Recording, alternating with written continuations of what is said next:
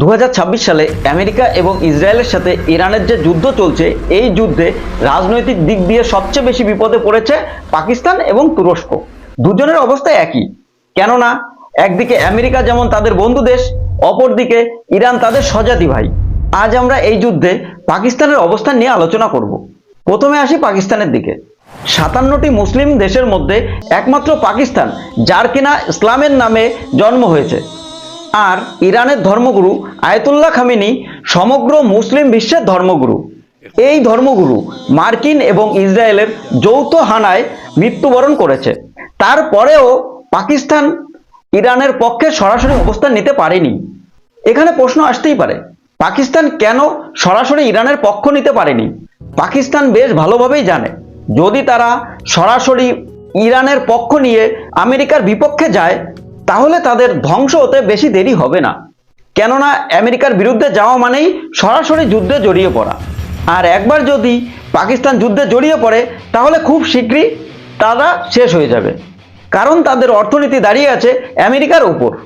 আর যদি আমেরিকা পাকিস্তানের উপর থেকে হাত তুলে নেয়, তাহলে পাকিস্তান বাইরে ভিতরে দুদিক থেকেই বিপদে পড়বে। বেশ কিছুদিন ধরেই বালুচরা স্বাধীনতার জন্য লড়াই করে যাচ্ছে। এই সময় পাকিস্তান যদি আমেরিকা এবং ইসরায়েলের বিপরীতে যায়, তাহলে বালুচরা এই সুযোগকে কাজে লাগিয়ে আলাদা বালুচিস্তান গঠন করতে সক্ষম হবে। তখন বালুচদের আমেরিকা সরাসরি অর্থ এবং অস্ত্র দিয়ে সাহায্য করতে পারবে। বালুচদের ভৌগোলিক অবস্থান এমনই, আমেরিকা যদি কোনো কারণে বালুচদের সহায়তায় বালুচিস্তানে প্রবেশ করতে পারে, তাহলে তারা সরাসরি ইরানে স্থলপথে হামলা চালাতে পারবে। ওইদিকে আবার পাকিস্তানের সঙ্গে আফগানিস্তানের সম্পর্ক ভালো না। এমনকি সাম্প্রতিক সময়ে পাকিস্তান আফগানিস্তান বেশ কয়েকবার ছোট ছোট যুদ্ধে জড়িয়েছে। আবার পাকিস্তানে অবস্থিত পাশতুন সম্প্রদায়ের সঙ্গে পাকিস্তানের সম্পর্ক ভালো না। এই পাশতুনরা পাকিস্তান এবং আফগানিস্তানের বেশ কিছুটা অঞ্চল নিয়ে আছে, আর তারা এই অঞ্চলটাকে পাশতুনিস্তান গঠন করতে চায়। আমরা জানি পাকিস্তানের সঙ্গে ভারতের সম্পর্ক ভালো না, আর পাকিস্তান সবসময় চাপে থাকে ভারত এই বুঝি তাদের দেশে আক্রমণ করে। এমন অবস্থায় পাকিস্তান যদি ইরানের পক্ষে গিয়ে আমেরিকা এবং ইসরায়েলের বিরুদ্ধে যায়, তাহলে এই সমস্যাগুলো আবার প্রবলভাবে মাথাচাড়া দেবে। তখন পাকিস্তান এদের কন্ট্রোল করতে পারবে না। কারণ পাকিস্তানের সামরিক অস্ত্রের 40% আসে আমেরিকা থেকে। তাই এক কথায় বলা যায়, পাকিস্তান চাইলেও আমেরিকার বিরুদ্ধে যেতে পারবে না। আবার জাতিগত দিক দিয়ে পাকিস্তান এবং ইরানের মধ্যে মিল নেই। একদিকে ইরানে শিয়া সম্প্রদায়ের লোক বাস করে, আবার অপরদিকে পাকিস্তানের সুন্নি মুসলিমরা বাস করে। জন্মগত এরা পরস্পরের বিরোধী। আমরা দেখেছি পাকিস্তানে অবস্থিত আমেরিকার এম্বাসিতে শিয়া সম্প্রদায়ের লোক মিছিল মিটিং করে ভাঙচুর চালিয়েছে। শিয়াদের এই আন্দোলনকে দমন করার জন্য সুন্নি মুসলমানের দেশ পাকিস্তান সরাসরি গুলি চালিয়েছে এবং 32 জন আন্দোলনকারী নিহত হয়েছে। এর মানে কি আমরা বলতে পারি না পাকিস্তান সরাসরি ইরানের পক্ষ নিতে পারবে না বা নিতে চায় না?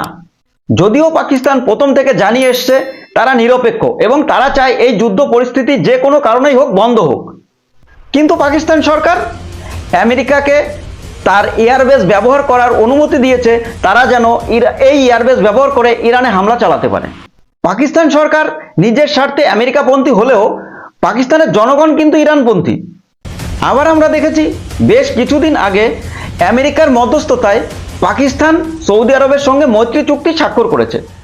এই চুক্তিতে উল্লেখ করা হয়েছে, যদি কোনো তৃতীয় পক্ষের দেশ এই দুই দেশের মধ্যে কোনো এক দেশকে আক্রমণ করে, তাহলে এই দুই দেশ মিলে ওই তৃতীয় পক্ষের দেশে আক্রমণ চালাবে। ঠিক এখানেই পাকিস্তান ফাটাবাসে আটকে গেছে।